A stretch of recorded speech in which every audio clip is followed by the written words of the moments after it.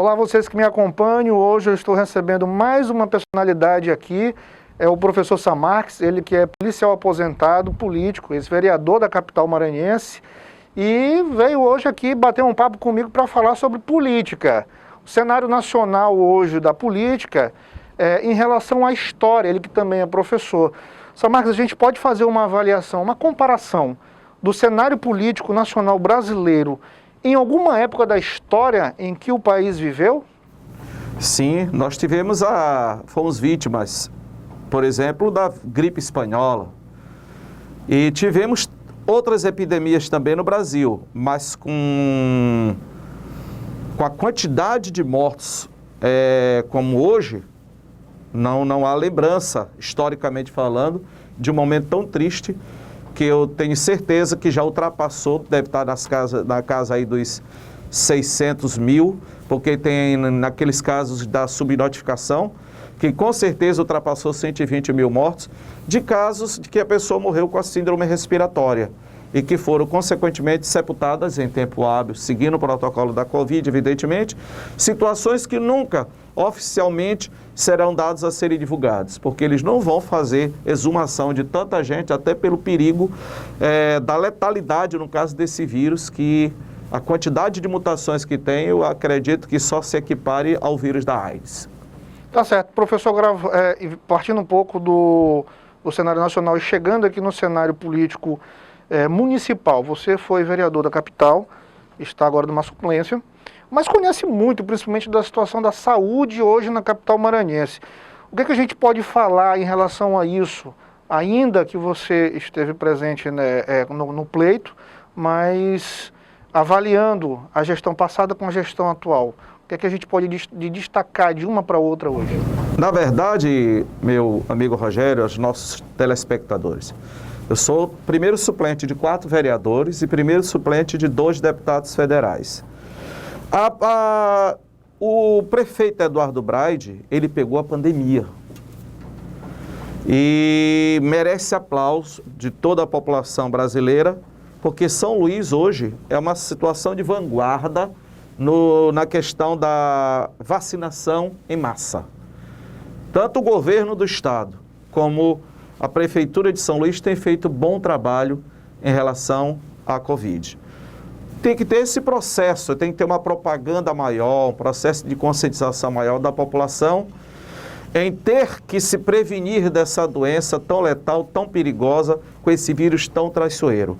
Mas realmente a administração do prefeito Eduardo Braide avançou muito nessa área da saúde em relação à administração anterior do doutor Edivaldo Holanda Filho, principalmente nessa situação do Covid.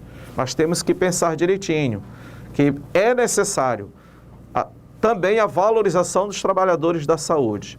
Então, a gente pede até que o prefeito possa sentar com esses trabalhadores, com esses verdadeiros heróis que trabalham na saúde pública, para que eles tenham olhares mais filigranados, mais puros em relação ao processo de valorização. Não só em termos de condições de trabalho, mas também em termos salariais. São os verdadeiros heróis ao lado dos professores e dos policiais. Na visão do Samarques como historiador e como político, você consegue visualizar alguma política pública que consiga conter ainda mais a pandemia hoje dentro da capital? Vou dar um exemplo. A gente sabe que a conscientização ela não parte de todos. A gente tem um pequeno grupo, uma pequena parte da população que aos finais de semana insiste em fazer aglomerações, em se juntar em postos de combustíveis. Essas denúncias elas são recorrentes. E eu te pergunto, existe alguma política pública que você acha que falte para que essas pessoas tenham uma conscientização maior da pandemia, do risco? Olha, quando o diálogo não resolve, tem que vir a mão pesada do Estado. Tem que ter uma propaganda mais massiva, tem que ter uma propaganda mais incisiva em termos de prevenção. O Estado ele tem a mão pesada para agir para quem não obedece. Se existe uma aglomeração, por exemplo, em um posto de combustível, tem como punir aquele posto de combustível, tem como punir as pessoas, porque isso é crime contra a saúde pública. Um simples andar sem máscara é crime contra a saúde pública, porque é um desafio, é uma afronta às normas sanitárias.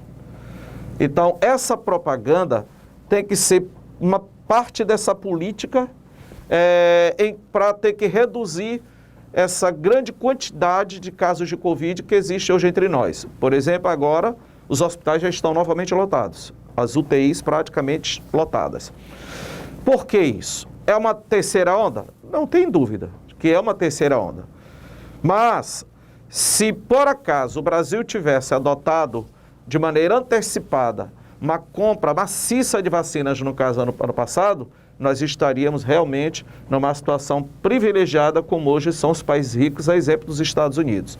Mas a população, ela tem que se conscientizar, tem que ter tolerância zero com a aglomeração, tem que ter tolerância zero das pessoas não usarem álcool gel na rua, não respeitarem o uso de máscara no caso, tem que usar máscara, enfim, tem que ter uma propaganda massiva, mas também o Estado ele tem que agir de maneira mais incisiva, tomando as providências legais com base no Código Penal, para que essas pessoas tenham a ciência de que quando não aprende com amor, aprende com a dor. Porque a gente não está aí com uma gripezinha, a gente está com uma doença que aumentou agora em mais de 1000% a quantidade de óbitos de jovens entre 20 e 30 anos. Então não é brincadeira, é um vírus imprevisível que age de maneira muito diferente de pessoa para pessoa. É muito traiçoeiro, como dizem. Professor, Marques, o risco da pandemia, ela é real, mas eu pergunto a você, você como político consegue avaliar os danos que isso pode causar no futuro para a população lodovicense, não só lodovicense, maranhense e até mundial? Olha, chegamos a 14 milhões praticamente de pessoas desempregadas. Os países ricos, os governos pagaram para as pessoas ficarem em casa. Mas o Brasil não tem condições financeiras para arcar com uma situação dessa. A gente não pode comparar as duas situações. O Brasil é um país em desenvolvimento, perto de um país desenvolvido. Não, em todos os níveis, os danos serão irreparáveis e gigantescos para a economia, para a educação e o principal dano, que é a quantidade de vítimas que nós temos. O Brasil é o segundo país com maior quantidade de óbitos. E um detalhe que as pessoas falam é que o Brasil é o 4º país no mundo que mais vacina. Elas acham que esse 4º lugar no mundo, isso é em termos proporcionais. O Brasil está muito distante do processo de vacinação em termos proporcionais, se comparando com países ricos. O Brasil está, salvo engano, em 41º ou 42º lugar. Olha só, nós já temos praticamente 2 anos perdidos de escola, 2 anos perdidos de cursinhos, nós temos 2 anos perdidos praticamente de faculdade. E eu sou professor há 35 anos, a gente sabe que a aula online, a aula pela internet, ela não tem a qualidade daquela aula que é presencial, que a gente bate no ombro do aluno e pergunta para o aluno, como é que tu estás? Está bem? A gente percebe no olhar do aluno, quando ele realmente está, digamos, numa crise existencial, com algum problema pessoal, algum problema psicológico, a gente percebe no olhar. O contato corpo a corpo, o contato olho no olho com os nossos alunos tem muito mais qualidade, cria aquela situação forte de empatia. Então existe o dano para a educação irreparável, terrível. Imagine as crianças dentro de casa, aquela vida ali de clausura, parece o ergástulo, parece uma prisão, aquela vida isolada, os adolescentes, olha a quantidade de casais que não estão se separando em decorrência da pandemia, certo? Porque gera depressão, gera aquele sentimento de tristeza. E uma coisa séria, a gente está perdendo a sensibilidade. Porque a quantidade de mortos é tão grande que a gente já não se impressiona quase. Então até a própria sensibilidade, o mundo todo perdeu em relação à vida. em relação àquelas pessoas, inclusive que a gente ama, pessoas próximas da gente. Vou dizer assim, alguém morreu de Covid. Poxa, rapaz, não é possível, até quando? Mas não tem aquele impacto como tinha antes. Como se o país estivesse numa guerra civil, como se o Brasil estivesse passando por questões, por desastres ambientais terríveis, né? Que a quantidade faz com que tem dois efeitos, ou diminui a sensibilidade ou aumenta a cooperação. As grandes tragédias naturais. Por que no Brasil, por exemplo, as pessoas são menos propensas a criar aquelas correntes de ajuda? Porque o Brasil é um país que nunca teve efetivamente em guerra. O Brasil é um país que já teve poucas tragédias naturais. Os países que mais participaram de guerras e mais tiveram tragédias naturais são exatamente os países onde as pessoas têm mais solidariedade umas com as outras. E no Brasil é o contrário. A gente precisa se amar do jeito que a gente se amava. A gente era um povo alegre, o povo brasileiro é um povo alegre, mas os radicalismos políticos e a tristeza dessa pandemia está deixando o povo brasileiro com muita insensibilidade e triste. Que a agressividade também aumenta ainda mais o dissabor pela vida dos nossos semelhantes. E isso é perigoso, né? Muito arriscado. Muito arriscado. Isso historicamente gerou muito derramamento de sangue. Entendeu? Eu tenho muito medo dessa situação, evoluir essa polarização ideológica, esses radicalismos, esse caráter beligerante, hoje, muita gente no Brasil, isso pode levar, em médio espaço de tempo, a situação de conflito civil. Conflito civil. Tá certo. Professor Sam Marques, vamos falar agora um pouco do professor. O professor que esteve na Câmara realizou grandes projetos para o município. Vamos falar de algum deles voltado para a saúde, que tem ajudado aí durante a pandemia. Olha, em si, para a pandemia, o professor Sam Marques não teve em si, mas eu voltei grandes projetos feitos pelos colegas dentro da pandemia, como, por exemplo, 100% de gratificação, 100% da insalubridade, daquela valorização do profissional que está na linha de frente da Covid. O companheiro Gutenberg, o companheiro Raimundo Penha, o companheiro Pavão Filho, foram, por exemplo, vereadores que fizeram diversos projetos. Mas todos os projetos que eu fiz, que eu consegui aprovar junto aos meus pares na Câmara Municipal, todos eles foram voltados para questões sociais. O mais importante que, por enquanto, ainda não foi colocado em prática, é que o prefeito Edivaldo Holanda nem sancionou. Quem houve a promulgação pelo vereador presidente Astro de Ogum, que foi a questão do transporte coletivo urbano temporário para as mulheres que são vítimas de violência doméstica. Porque quando as mulheres, geralmente quem procura a delegacia são mulheres que não têm renda ou de baixa renda, até um salário mínimo, certo? Então, para ir à delegacia da mulher que fica lá no Jaracati, na Casa da Mulher Brasileira, é um transporte. Geralmente paga 2 passagens para chegar ali. Aí tem que fazer boletim de ocorrência, vai para o centro de atenção às mulheres vítimas de violência doméstica. De lá elas têm que fazer exame de corpo de delito, que tenha a prova efetiva da agressão, que seja psicológica, que seja física. De lá volta para a delegacia para que haja providência da Polícia Judiciária, diga-se o inquérito policial, para que haja o atendimento jurídico, para que haja a providência de Bolsa Família exatamente para os frutos daquela relação de opressão.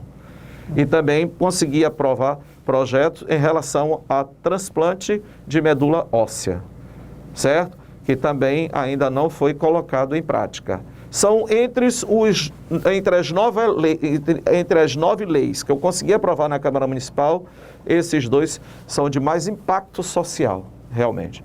Mas em relação ao Covid, eu não tive, porque quando pensei em aprovar algum projeto, os colegas já tinham feito na frente, né? Então, que foram, evidentemente, como dizia o professor Zé Maria do Amaral, que foi a pessoa mais inteligente que eu já vi até hoje, pai dos irmãos Amaral, que são oftalmologistas. Zé Maria do Amaral dizia: na natureza nada se cria, nada se destrói, tudo se copia. Então, geralmente, esses projetos foram experiências anteriores em outras capitais e outros estados que os colegas acabaram por aperfeiçoar e aprovar aqui em São Luís. Mas a gente precisa realmente ver com mais carinho esses heróis da saúde. Porque, com certeza, antes do final do próximo ano, acho muito difícil, antes do final do próximo ano, o Brasil conseguir vacinar toda a sua população. Exatamente pela lentidão desse processo. Que ainda bem que o Maranhão está, modéstia à parte, na vanguarda entre os maiores em termos de vacinação da população, tanto por parte do governador do estado, como por parte do prefeito da capital. Tá certo. Agora o professor, além desses projetos, também foi um vereador atuante, fiscalizou muitas obras. Qual delas o senhor acha que foi de grande relevância, está ali presente, está cobrando do poder público? Olha, não sei se a população lembra, meu amigo repórter Rogério, lembra? Que eu cheguei a fazer greve de fome. Sim. Durante 8 dias, exatamente por essa questão de infraestrutura. Aquilo ali foi uma maneira desesperadora de eu colocar em situação melindrosa a minha própria vida, a minha própria saúde. Detalhe, eu tinha feito uma cirurgia muito delicada 12 meses ou 3 meses antes.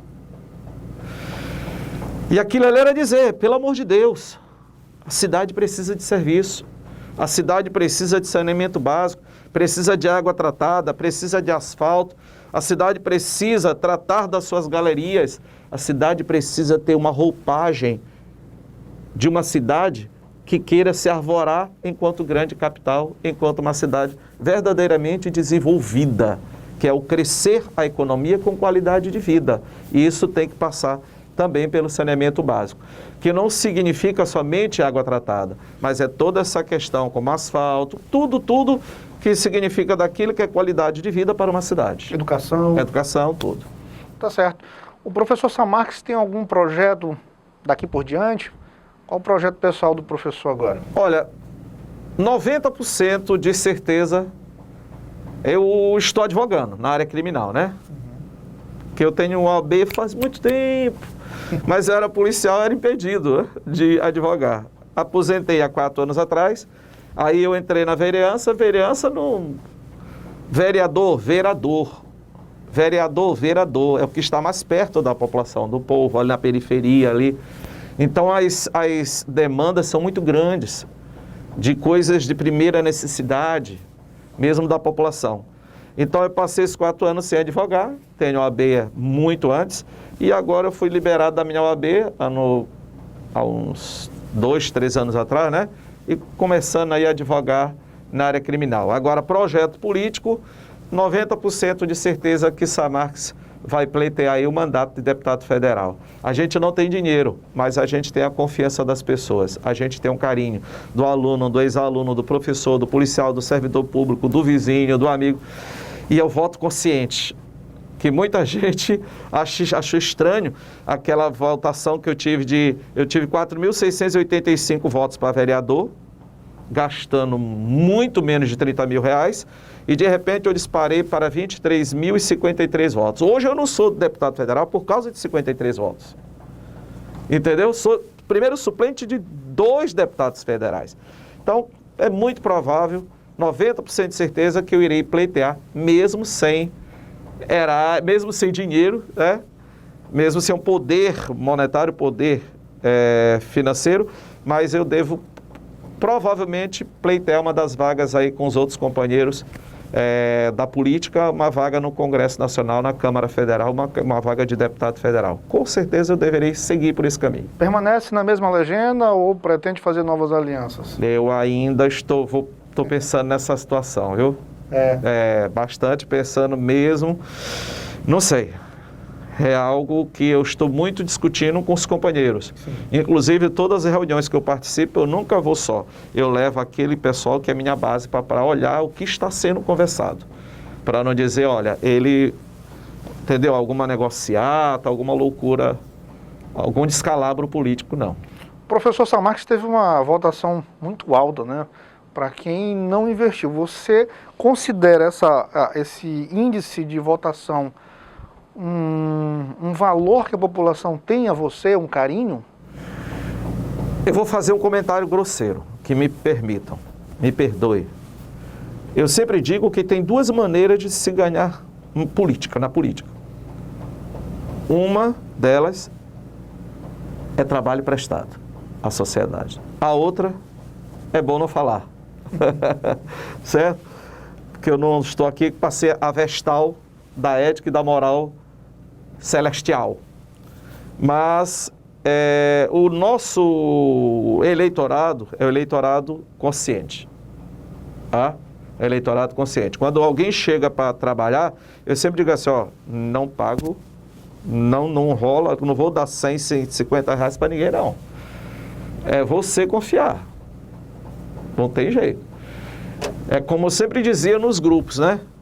Que se eu desmerecesse o voto, aliás, se eu tivesse um comportamento que não fosse de lutar pelo desenvolvimento, pelo empresário, pelo comerciante, mas também pelos mais humildes, principalmente, né? Que é a parte hipossuficiente, eu não seria digno de confiança em mais nada na vida. Eu tenho muito medo de decepcionar o meu eleitorado, os meus alunos, os meus ex-alunos, os colegas professores, os colegas policiais, servidores públicos, vizinhos. A gente sempre trabalhou muito. Olha, eu me tornei vereador, eu não saí de sala de aula, eu continuei dando aula. Sim. Mas por quê? Porque eu gosto. Eu gosto daquilo ali.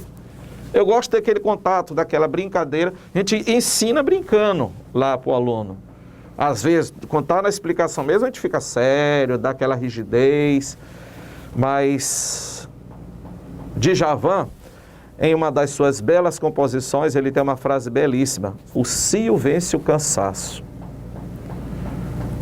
Ou seja, o prazer vence o cansaço. Então a gente não cansa. Eu não canso de ficar em sala de aula. Às vezes dá aquela desconforto, eu dou uma sentada, aí levanto de novo e ando. Porque quando a gente anda, o organismo se agita e aí o conhecimento vem do fundo do baú. Entendeu? E aí não só a aula em si conteudista, mas a questão da lição de vida, daquilo que o país precisa. Brasileiros realmente que amam sua nação e lutar para que todos possam melhorar de maneira equilibrada. Tá certo. Professor Sam Marques, historiador, policial aposentado, político, advogado, desenvolveu grandes trabalhos aí para a população ludovicense, está pleiteando aí como pré-candidato a deputado federal.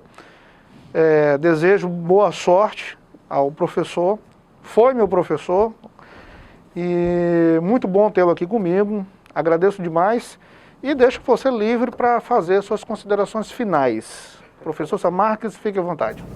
Eu lembro que teve até desembargador que foi meu aluno, viu? Que é o pessoal mais experiente no mundo das leis, mais idade e tal. Mas olha, eu agradeço muito, Rogério, mais uma vez a oportunidade de poder falar com a nossa população e dizer que as pessoas pensem de forma sempre responsável. Sim. Que desarme os espíritos e abrace novamente aquele afã da alegria que nós brasileiros sempre tivemos. Foi sempre Povo Alegre. Mas por conta dessa polarização exagerada ideológica, radicalismos, e por conta dessa pandemia, o povo brasileiro está triste e com uma boa parte da sua sensibilidade retirada, alijada, destruída. Então eu espero que realmente essa pandemia seja logo debelada, que a população brasileira seja realmente vacinada de forma massiva mesmo, e a gente volte a caminhar, a economia possa se reerguer, o emprego volte para todos os brasileiros, pais e mães de família. Então eu agradeço a atenção de todos, agradeço ao povo maranhense e pode ter certeza que no coração, nesse coração e nessa mente, não reside a malícia e muito menos não reside o espírito que não seja de amor pelo meu país, do meu estado, da minha cidade. E nós vamos vencer, nós vamos melhorar essa cidade com certeza. É só querer, porque tudo depende de vontade política. Depende de vontade política. Quando a política quer, ela faz. Muito obrigado, um beijo no coração de todos. Tá certo. Até breve, se Deus assim permitir.